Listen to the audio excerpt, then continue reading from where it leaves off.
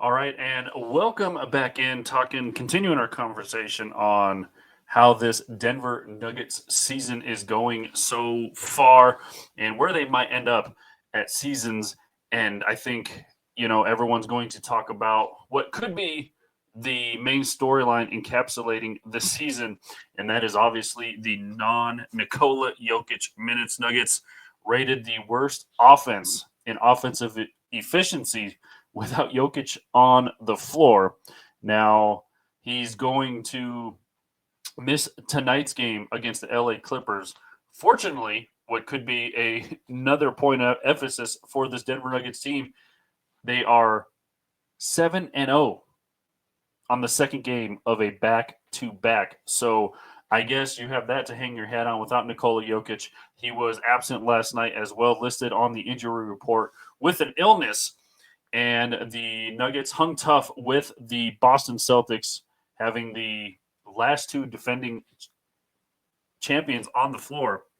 And they hung tough, only lost by 8 points. But I do want to step back a little bit further to the back to back last Friday and Saturday evening against the San Antonio Spurs. Look, Friday night was a very, I personally think, bad loss.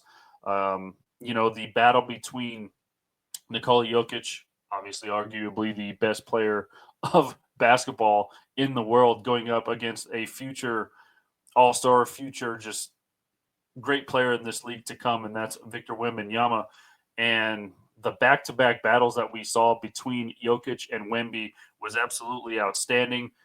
It seems that when the Nuggets play the Spurs, you always keep an eye on Wemby because he's one of the few people that kind of get in there and disrupt Jokic. 8 foot wingspan. The dude's 7'3". You can't really get around him. If you notice, some of the offense gets a little stagnant driving into the lane. They look in the corner of their eye. Yeah, the alien standing there, and they got to readjust what they're doing. Jokic tries to get physical with them, driving inside, drawing fouls. So that's what he needed to keep doing. They got Wemby to 5 fouls in that Friday night game in Denver, and they just could not get that sixth foul on him. Turns out he makes a couple good plays at the end. Spurs walk away with the victory. Move on to Saturday night. Again, the battle between Jokic and Wemby, part two on a back-to-back. I think if you're fans of both of these teams, and are able to watch these games, it was great. And Jokic obviously got the better part of Wemby in that one, although both of them just had two fantastic games playing against each other. It's probably good for each other as well. And Jokic stated in the post game, paraphrasing here, but Wemby Wemby makes me pull a little bit of extra uh, out of the bag, if you will. So Jokic always I wouldn't say struggles against Wemby, but always have, like you said, switch things up, makes him better. So we'll keep an eye on those battles down the road.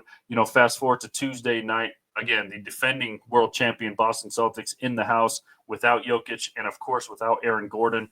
And we talk about this, I guess, storyline all the time is the non-Jokic minutes. And again, like I stated at the top, they hung tough. They hung tough with the Boston Celtics, who were at full strength. They have Porzingis back in there. Jaylen Brown's in there. Jason Tatum's in there. The only person they did not have in the lineup, I guess, so maybe not at full strength, was Derek White, one of their best defenders on the Boston Celtics squad. So they still hung tough. Did the Denver Nuggets ended up losing by 8 points? Russell Westbrook, when he's in the starting lineup, this Nuggets team just seems to play better. And if you're a fan, you can't wait till Gordon comes back. Jokic again listed on the injury report with an illness, so we'll see how that affects the second game of a back to back as the Clippers visit Ball Arena this evening once again. Nuggets 7-0 on the second game of a back to back. They got to figure out the bench, though. I think that's the biggest task it has been for maybe the last two seasons, since the championship squad in 2023 when Jokic goes out. I like DeAndre Jordan, older guy, obviously, can't do what he once did. He's a big body, though, hard to move. He can box out, grab rebounds. That's all you really need him to do. Sarge, I'm still a little iffy on, had got those backup center minutes, obviously, because they paid him to come here as a free agent and really struggled. Hasn't really played since the middle of November, and he had to come off the bench, or excuse me, he started last night against the Boston Celtics. Didn't score any points, got a couple rebounds. So we'll see what he does in the Clippers game, because obviously struggled a little bit. Michael Malone said he liked what he saw, but if you're looking at it from a fan's eye view, some of these fans are getting brutal out there saying, he shouldn't be playing and stuff like that. What is the future of Zeke Naji at that backup big? Is he going to see minutes? We saw him a little bit the last couple of games, but where does he fit into all this? So, but the thing they need to fix, obviously, is that bench production. You got guys like Strother who can give you flashes. 19 points against Boston, really struggled against the Spurs the game before that. So can he progress? Peyton Watson, obviously Peyton Swatson, and he's going to show up on those blindside blocks and stuff like that, get you a couple fast break points and stuff like that. He's tweaked on his shooting a little bit, can make a wide open three at times, but how consistent is that going to be? So obviously, two storylines before we get out of here for you, Nuggets Nation, and that is non-Nikola Jokic minutes. What is the fix? I mean, there's been a trade deadline coming up. Do the Nuggets make a move? We shall see. Obviously Michael Porter Jr. discussed in a lot of trade conversations. They told him he's all right. We'll see if there's, where there's smoke, there's fire. We will see if that is true. And, the bench, what are you going to do with the bench production? And that has been one of the main points of concern now going into about a season and a half. Where the Nuggets will finish this season, I don't quite think they're bad enough to be a play-in team. I think they will finish between maybe the 4 and 6 seed. I would have said the 4 and 7 seed, but I don't know if they're bad enough to be a play-in team.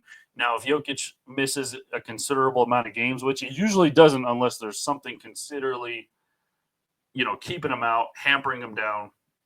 Dude's been a strong force for years now and hasn't missed a lot of games. He's always playing on back-to-backs. He will not play in this specific back-to-back with the Boston and the Clippers. So we will see. I just don't think they're bad enough to be a play-in team when the playoffs come, obviously way down the line a few months from now. But that's going to be another question. How strong can they hold up in the playoffs? So we will hit another timeout, and we will be back with more Nuggets talk right here.